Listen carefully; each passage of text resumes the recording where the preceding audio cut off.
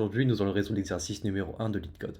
Alors, l'exercice consiste qu'on reçoit dans notre fonction un tableau de chiffres, de int, et avec une target, une certaine cible à atteindre.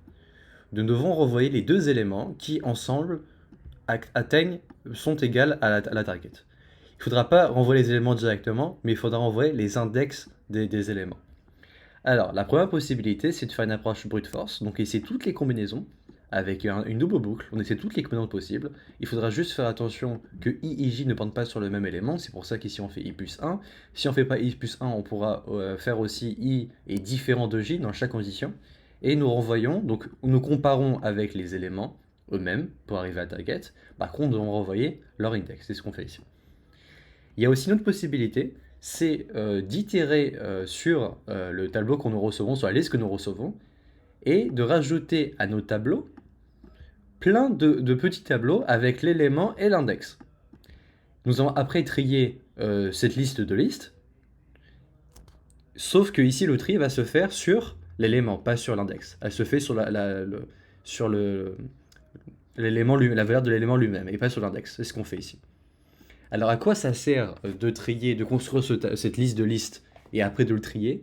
Ça va permettre après d'utiliser deux pointeurs, i et j, i qui commence au début, j qui commence à la fin du tableau. Et avec ça, nous pouvons commencer à calculer notre target.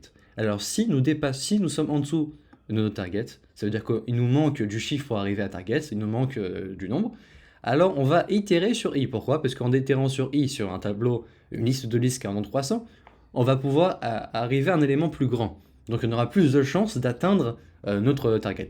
Par contre, si nous dépassons notre target avec notre total, alors qu'est-ce qu'il faudra faire? Il faudra déplacer notre pointeur j vers la gauche, donc pointer sur un élément qui est plus petit, sur une valeur plus petite. Alors, il y a une autre possibilité ici, c'est d'utiliser une hashmap. Alors ce sera une hashmap avec comme clé la valeur et comme valeur l'index. Alors ici, nous remplissons notre hashmap. Et ici, qu'est-ce qu'on fait? Pour chaque élément, on essaie de trouver la différence. C'est-à-dire quoi la différence? Qu'est-ce qui nous manque à l'élément actuel pour arriver à notre target?